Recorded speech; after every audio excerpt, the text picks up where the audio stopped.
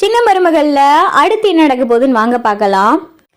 இங்க தமிழ்ச்செல்வி பார்த்தா சுமங்கலி பூஜையில ரொம்ப தீவிரமா ஈடுபட்டுக்கிட்டு இருக்காங்க. அப்பதான் பார்த்தா சாமி தலையிலிருந்து ஒரு பூ விழுகுது. அதை பார்த்ததும் அங்க இருக்கிற எல்லாரும் சொல்லிக்கிட்டு இருக்காங்க, அம்மாடி தமிழ்ச்செல்வி, நீ நடத்துற சுமங்கலி பூஜையில சாமி தலையிலிருந்து பூ விழுந்திருக்கு, அப்படின்னா கண்டிப்பா நீ என்ன வேண்டியிருக்கியோ அதுக்கு நிறைவேறுமா அப்படின்னு சொல்லி அங்கே இருந்த எல்லாரும் சொல்லிக்கிட்டு இருக்காங்க. இதை கேட்டதும் பார்த்தா தமிழுக்கு அப்பதான் மனசு நிம்மதியா இருக்கு.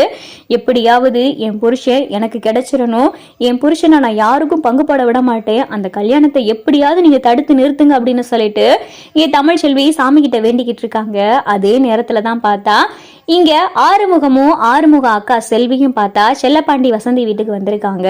செல்லப்பாண்டி கிட்ட பார்த்தா செல்வி நன்றி சொல்லி பேசிக்கிட்டு இருக்காங்க. அப்பதான் பார்த்தா கருப்பும் வராரு. கருப்பு வந்துட்டு செல்லப்பாண்டிய பார்க்க வரையில ஆறுமுகத்தை பார்த்ததுமே கருப்பு பார்த்து ஆறுமுகத்தை போட்டு அடி வெளுன்னு வெளுக்கிறாரு.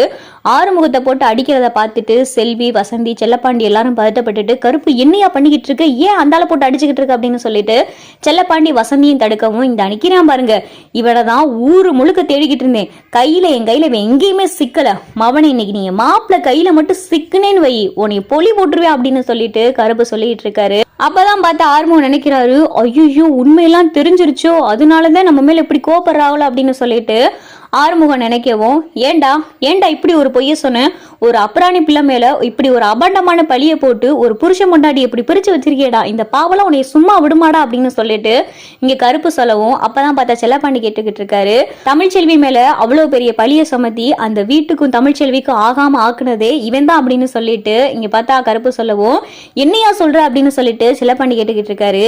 தமிழ்ச்செல்வி என்னமோ போலீஸ் ஸ்டேஷனுக்கு ஃபோன் பண்ணது உண்மைதான், ஆனா கல்யாணத்துக்கு முதல் நாள் ராத்திரி கல்யாணத்தை நிப்பாட்ட சொல்லி உங்க வீட்டு லேண்ட்லைன்ல தான் தமிழ்ச்செல்வி ஃபோன் பண்ணிருக்கு.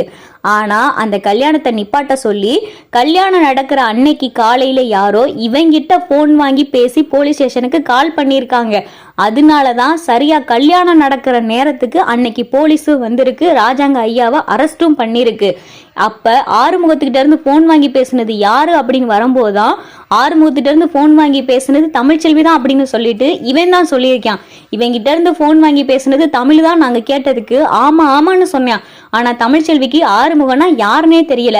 நேத்து மாப்பிள்ள தமிழ்ச்செல்வி கிட்ட பேச கண்டுதான் இந்த உண்மையே தெரிஞ்சிருக்கு. அப்பதான் தமிழ்ச்செல்வி போன் பண்ணி போலீஸ் அங்கே வரவே இல்லை, இவங்கிட்ட இருந்து போன் வாங்கி யாரு பேசியிருக்காங்களோ அவங்கதான் வந்து மண்டபத்துல மாமாவை கைதும் பண்ணியிருக்காங்க. அப்ப இவங்கிட்ட இருந்து போன் வாங்கி பேசுனது யாரு அப்படின்னு சொல்லிட்டு இங்க கருப்பு அடிச்சு கேட்டுக்கிட்டு இருக்காரு.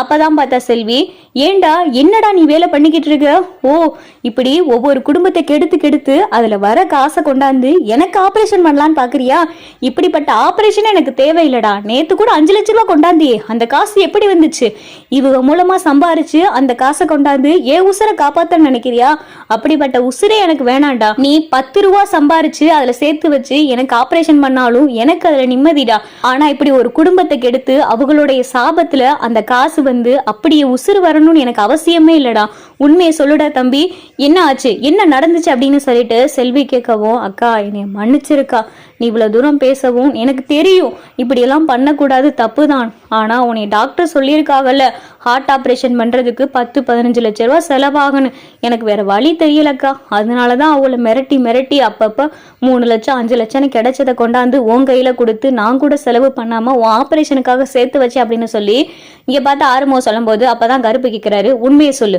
உன்கிட்ட இருந்து போன் வாங்கி பேசுனது யார் அப்படின்னு சொல்லிட்டு இங்க கருப்பு கேட்கவும், என்கிட்ட இருந்து போன் வாங்கி பேசுனது சாவித்திரி அவங்க மக தாமரை தான் அப்படின்னு சொல்லிட்டு ஆறுமுகம் சொன்னதும் அப்பதான் பார்த்தா கருப்பு, இதை தானடா அன்னைக்கு நாங்க கூட்டிட்டு போய் கேட்டோம், தாமரையை காமிச்சு இந்த பிள்ளைதான் போன் பண்ணிச்சானு, ஆனா அப்ப இல்லைன்னு சொன்ன, ஏன்டா அப்படி சொன்ன அப்படின்னு சொல்லிட்டு கருப்பு கேட்கவும், அப்படி சொல்லக்கூடாதுன்னு சாவித்திரி அம்மா தான் சொன்னாங்க, அதுக்கு எனக்கு பணமும் கொடுத்தாங்க, அதனாலதான் நான் சொல்லல அப்படின்னு சொல்லிட்டு ஆறுமுகம் சொன்னதும், இப்ப நீ அங்க வந்து வீட்டுல எல்லா உண்மையும் சொல்லல, அப்படி சொல்லலைன்னு வை உன்னை கண்டந்துண்ணமா வெட்டிடுவேன் அப்படின்னு சொல்லிட்டு கருப்பு சொல்லிக்கிட்டு இருக்காரு. வாடா அப்படின்னு சொல்லிட்டு இங்க கருப்பு கூப்பிடவும் அப்பதான் பார்த்தா செல்லப்பாண்டி, வாயா வந்து என் மகளுடைய வாழ்க்கை எப்படியாவது காப்பாத்து அப்படின்னு சொல்லி செல்லப்பாண்டி வசந்தி கேக்குறாங்க. அப்பதான் பார்த்தா செல்வி, புறப்படுறா போகலாம் ஓ வீட்டுக்கு அப்படின்னு சொல்லிட்டு செல்வி சொல்லவும் இங்க பார்த்தா எல்லாரும் பார்த்தா ராஜாங்க வீட்டுக்கு போய் நடந்த உண்மை எல்லாத்தையும் சொல்றாங்க.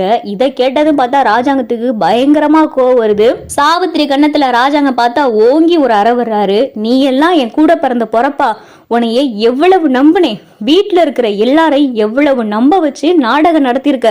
என் பெத்த பிள்ளை மேல எனக்கே நம்பிக்கை போற அளவுக்கு ஆத்தாளும் மகளும் சேர்ந்து நடிச்சிருக்கியே, உங்களெல்லாம் என்ன பண்ணலாம் அப்படின்னு சொல்லிட்டு இங்க ராஜாங்க பார்த்தா சவுக்கு எடுத்து சாவித்திரிய போட்டு வெளு வெளுன்னு விழுக்கிறாரு.